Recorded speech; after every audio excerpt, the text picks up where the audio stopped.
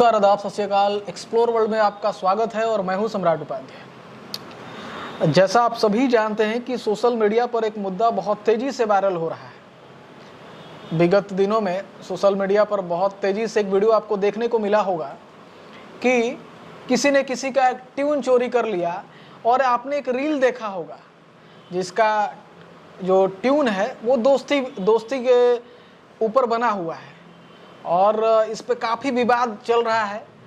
तो मैंने सोचा कि क्यों ना ऐसे जगह पे जाया जाए जहाँ पर म्यूजिक का काम होता हो। तो मैं चला आया एक स्टूडियो में। इस स्टूडियो का नाम है शंकरा स्टूडियो और हमारे साथ बैठे हुए हैं शंकरा स्टूडियो के फाउंडर प्रवीण जी। बहुत बहुत स्वागत है आपका एक्सप्लोर वर्ल्ड में। आपको और आपके सभी दर्शकों को। और मेरे वीडियो का मकसद है कि चीज़ों को एकदम क्लियरिफाई कर देना। ये पॉडकास्ट टाइप का है, छोटा सा वीडियो होता है लेकिन मैसेज क्लियर होता है कि वो चीज़ें क्या हैं। तो आप इस इंडस्ट्री से जुड़े हुए हैं, म्यूजिक आपका स्टूडियो है। ट्यून क्या होता है? ट्यून जिस पे आपका म्यूज़िक तैयार होता है, पहले गाना लिखाया जाता है, फिर उसको धुन दिया जाता है, फिर उस पर म्यूज़िक तैयार होता है जिस पे सिंगर्स गाते हैं। तो धुन पे ही सारा खेल है। धुन जितना सुंदर उतना बड़ा गाना हिट। आपके स्टूडियो में सबसे ज़्यादा जो म्यूजिक कंपोज करने के लिए लोग आते हैं, म्यूजिक बनवाने के लिए लोग आते हैं, वो भोजपुरी इंडस्ट्री से हैं। सभी लोग ऑलमोस्ट। भोजपुरी का ही एक विवाद है।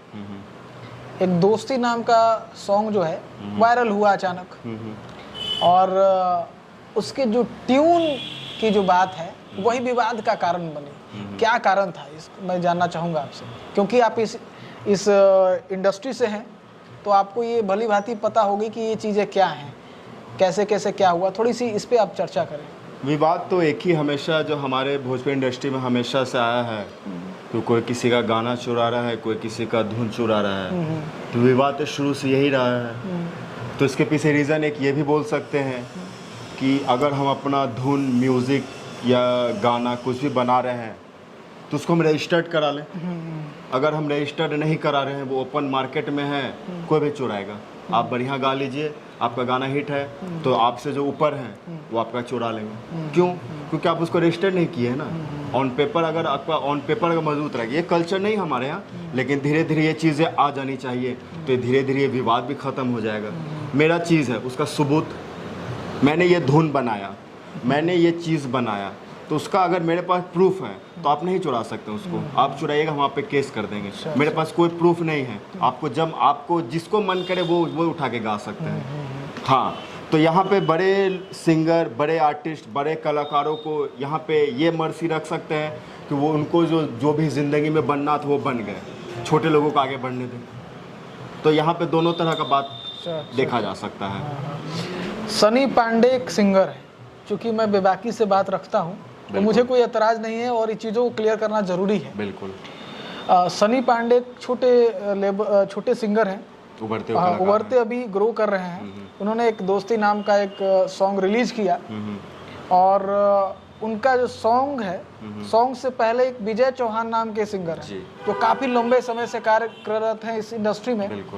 उनका कोई सॉन्ग आ चुका था पहले और उसी के तर्ज पर, उसके ट्यून पर एक गाना जो है रिलीज करते हैं सनी पांडे। रातों रात गाना वायरल होता है। अब गाना जो वायरल होता है तो विजय चौहान को याद आती है कि ये गाना वायरल हो गया है तो इस पे मैं भी क्यों नहीं बनाऊं, क्योंकि वो मेहनत बंदा पहले से कर रहा है। तो शायद उन्होंने अपना हक समझा और वो उस ट्यून पे गा दिए। और देखिए कि जो दोस्ती का जो सॉन्ग है उस पे 3 लाख रील्स बन चुके हैं। ये रिकॉर्ड तोड़ जो है ओपनिंग रही है। तो ये इनका जो गाना उड़ाया गया सनी पांडे का, ये कैसे हुआ? ये क्या या लीगल राइट्स होता है या फिर क्या होता है? थोड़ा जानना चाहूँगा। लीगल राइट्स तो तभी हो सकता है, ये तो सभी जानते हैं, जब हमारे पास पेपर है। अगर लीगल राइट्स नहीं है तो आप अपने ताकत के बल पे करते हैं। दो ही चीज़ आज के डेट में चल रहा है, या तो आप ऑन पेपर मजबूत रहिए या एज ए पर्सन मजबूत रहिए। अगर आप ऑन पेपर मजबूत हैं तो किसी के भी विरोध आप एक्शन ले सकते हैं, तो सामने वाला भी आपको बोल नहीं सकता है। अगर आप अपने ताकत पे कर रहे हैं, हम कोई चीज़ बना के रख दिए वो बाद में अगर मार्केट में आ जा रहा है तो इसका मतलब कहीं ना कहीं मेरे में भी खामी है कि मेरी चीज़ आउट हो जा रही है, हमको उस पर पकड़ नहीं है, मैं ही कुछ बनाऊं, बना के मैं रख दूं। अगर वो मार्केट में है, ऑब्वियस सा बात है कि अपने में से ही आउट हो रहा है, तो पहले अपने लोगों पर आप खंगालिए कि वो चीज़ आउट कैसे हो रहा है। कहीं ना कहीं खामी खुद में है। हाँ, अब वो बंदा गा दिया, अब वो बंदा गा दिया तो वो क्यों गाया, पहले उससे बात होनी चाहिए।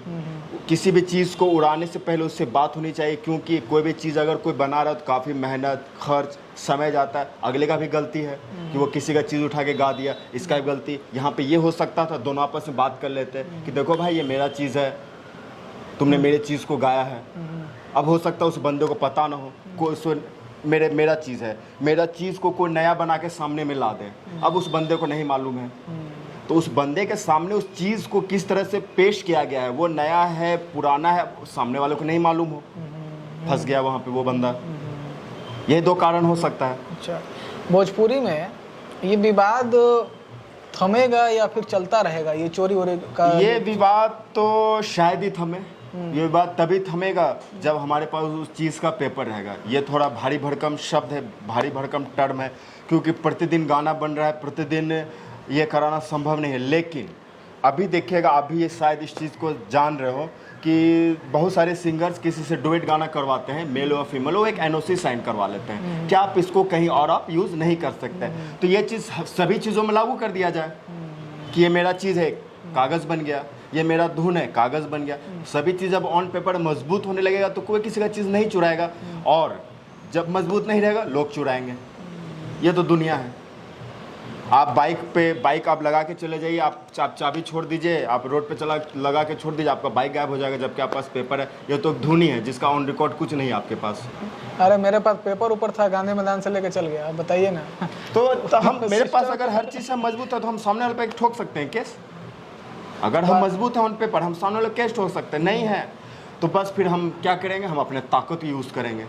तो आप ताकत को यूज़ करके 2 दिन 4 दिन 5 दिन तो आपका रिश्ता ख़राब हो रहा है, समाज में छवि भी तो ख़राब होता है। छवि तो सबसे बड़ा चीज़ है ना। तो ये चीज़ तभी थमेगा, धीरे धीरे अब इसमें बदलाव आ रही है, क्योंकि अब लोग इसको लेके सचेत हो रहे हैं। वो एनओसी साइन करवा लेते हैं। अभी सुनो, ऑलमोस्ट सिंगर्स क्या कराते हैं, एनओसी करवा लेते हैं ताकि आप ये गाना, इस धुन, इस म्यूज़िक को कहीं और नहीं दे सकें, नहीं प्रेजेंट कर सकें। तो धीरे धीरे देखिए, जब खराब होता है चीज़ तभी सही होती है। और कोई सिंगर्स, कोई लोग इसलिए भी नहीं करते हैं कि मेरा चीज़ अगर चोरी हो जाए तो हमको हाईलाइट मिले। तो बहुत सारी बातें हैं, अंदरूनी बातें हैं, जो धीरे धीरे उजागर होगी तो उसमें सुधार आएगा। बात सही है। हमको तो लगता है कि ये न विवाद अगर हुआ तो इसका भी फायदा दोनों को मिला है। ऑब्वियस है, क्योंकि एक तो है कि कंटेंट मिल गया। ऑब्वियस है।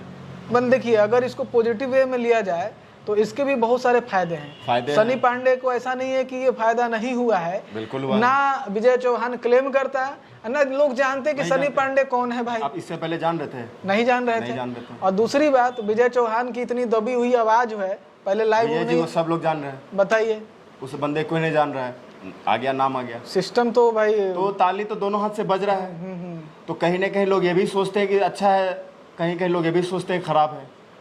अब ये मानने लगे कि इसका रिजल्ट आगे जाके क्या हो रहा है, इससे मिल क्या रहा है, इनका सारा रिजल्ट हमारे इंडस्ट्री को क्या मिल रहा है। सही बात। छोटी सी इंडस्ट्री है, इसमें अगर लोग विवाद करें, लड़ाई करें, सब एक दूसरे का हाथ पैर तोड़ के बैठ जाएंगे घर में, खत्म हो जाएगी इंडस्ट्री। बॉलीवुड में कहाँ ये बात हो रहा है? कहाँ सुनते हैं कि कोई उसका कहानी चुरा के वो बना रहा है, उसका कहानी चुरा के वो बना? नहीं होता ऐसा, क्योंकि सब लोग ऑन पेपर मजबूत रहते हैं। अरे यहाँ पे तो गजब, भोजपुरी इंडस्ट्री में तो गजब खेल है। छोटी सी इंडस्ट्री है ना, मिलने की छोटी सी इंडस्ट्री, अब धीरे धीरे ग्रो हो रही है। ग्रो हो रही है तो आदमी भी ग्रो हो रहे हैं, विचार ग्रो हो रहा है, हर चीज़ ग्रो हो रहा है, तो धीरे धीरे चीज़ों में सुधार आएंगे। अच्छा, एक और बात पूछना चाहेंगे इसमें, जब बात अगर छिड़ गई है ग्रो होने की जी, जैसे कि इतना स्टार लोग भोजपुरी में आ रहा है, जैसे कोई पावर हाउस है, कोई ट्रांसफार्मर स्टार है, कोई हिट मशीन है, कोई अहिरान है, कोई पासवान है। अभी तो 2 दिन पहले एक चमरान स्टार देख लिया। ठीक है, मतलब अलग ही तबाही है। तो ये लोग जो है, इतना सारा स्टार मिलकर, मतलब क्या करना चाहता है? या जाति को अपना ले जाना चाहता है कि इंडस्ट्री को आगे ले जाना चाहता है? देखिए, जहाँ तक मेरा विचार है कि कोई भी स्टार एक समूह वर्ग उसको नाम दे रहे हैं, वो समूह वर्ग उस चीज़ को प्रेजेंट कर रहे हैं, जो PR बोलते हैं, वो उस टॉपिक को, उस छवि को वो मार्केट में ला रहे हैं ताकि लोगों के बीच वो छवि बन रहा है। लेकिन साथ में हमें ये भी सोचना है कि हमारा भोजपुरी कहाँ पर है। आज अगर कोई भी अपना हम नाम रखें छवि, तो हमें दर्शक देते हैं, फिर हमारा एक छवि वर्ग उसको प्रमोट कर देते हैं।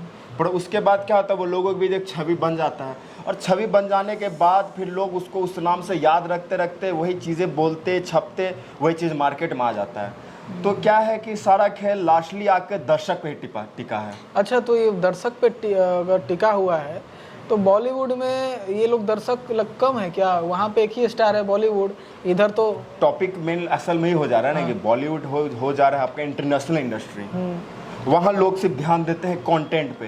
पहले लव स्टोरी बनता था, लव स्टोरी नहीं चलने लगा, फिर आपका वेब सीरीज़ बनने लगा, फिर जो है टॉपिक पे फिल्म बनने लगी। तो धीरे धीरे लोगों को खुद में ही सोचना होगा कि हम अपनी इंडस्ट्री को क्या दे के जा रहे हैं। जिस इंडस्ट्री से मैंने नाम, पैसा, हर चीज़ कमाया, हमारा इंडस्ट्री भी अब नेशनल लेवल पे जा रहा है। पवन जी को देखे हिंदी इंडस्ट्री में भी गाना गा रहे हैं, तो हमारा इंडस्ट्री भी ग्रो हो रहा है। लेकिन जो नए कलाकार बन रहे हैं, वो अगर बड़े स्टार के इस पे चलते हैं तो उनके हर एक चीज़ों को फॉलो करें, उनका हर चीज़ को उनको फॉलो करना चाहिए। अच्छा, मतलब ये कुल मिलाकर का है तो यूनिटी की बात है। कंटेंट पे अगर बात की जाए तो कंटेंट पे फॉलो करना चाहिए। जात पात तो क्या है भाई, ये तो एक कलाकार का कोई जात और धर्म नहीं होता। एक कलाकार ही एक ऐसा पेशा है, ना उसका कोई जात है ना कोई धर्म है। यही हमारे पेशे की सबसे खूबसूरती है। तो हमें इस चीज़ से बचना चाहिए, क्योंकि सबसे बड़ा धर्म और सबसे बड़ा जात तो इंसानियत है। इंसान इंसान में काम आता है, इंसान इंसान को बढ़ाता है। आपको क्या लगता है अगर पूछा जाए, क्योंकि आप स्टूडियो चलाते हैं जी, बहुत सारे कलाकार आपके पास आते होंगे जी, तो ये सवाल तो वाजिब सी बात है कि कुछ आया तो ये दिमाग में तो रहता ही है कि आज ये आने वाला है। तो कभी ये आप डिस्कस मन में नहीं होता है कि भाई ये लोग क्यों अश्लीलता इतना फैला रहे हैं, क्या जात पात को लेकर इतना अग्रेसिव हैं क्या? देखिए, जहाँ तक बात रही अश्लीलता या जो भी टॉपिक है, तो धीरे धीरे तो चेंजेस तो आ ही रही है ना। अब देखिए, जहाँ अच्छा है वहाँ खराब तो रहेगा ही, ये तो धरती का नियम है। जहाँ अच्छाई है वहाँ बुराई रहेगी, तभी अच्छाई को लोग देखते हैं।